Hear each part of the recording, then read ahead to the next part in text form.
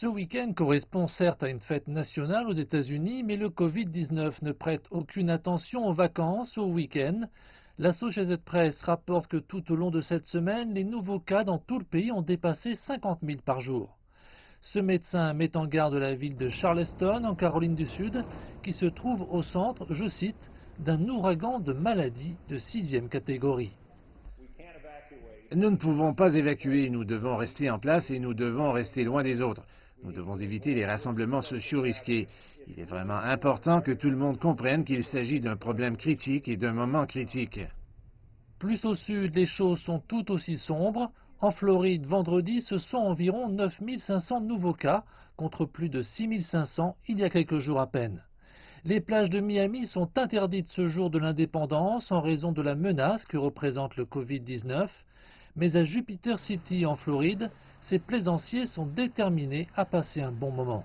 Eh bien, aujourd'hui, nous allons sortir en famille et aller sur les bancs de sable ici à Jupiter, profiter de quelques bancs de sable, profiter du beau ciel, du beau soleil que nous avons aujourd'hui.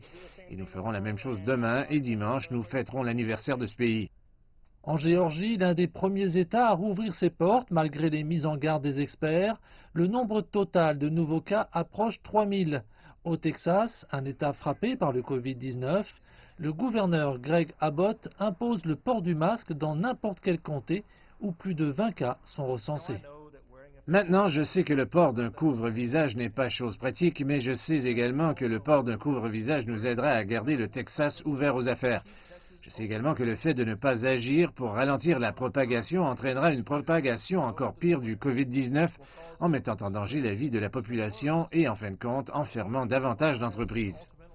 Nous savons maintenant que le vice-président Mike Pence a reporté un voyage en Arizona, un autre État ayant été durement touché après que les membres de son service de sécurité ont été testés positifs au Covid-19. Mais le président Trump, pour qui le pic du Covid-19 est en partie causé par le nombre élevé de tests de dépistage, est loin de la Maison-Blanche. Il se trouve dans le Dakota du Sud, là même où se dresse le célèbre monument du mont Rushmore, présentant 4 anciens présidents américains. Il assiste à un feu d'artifice au début du 4 juillet.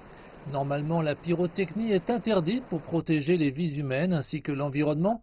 L'interdiction a cependant été levée pour le moment.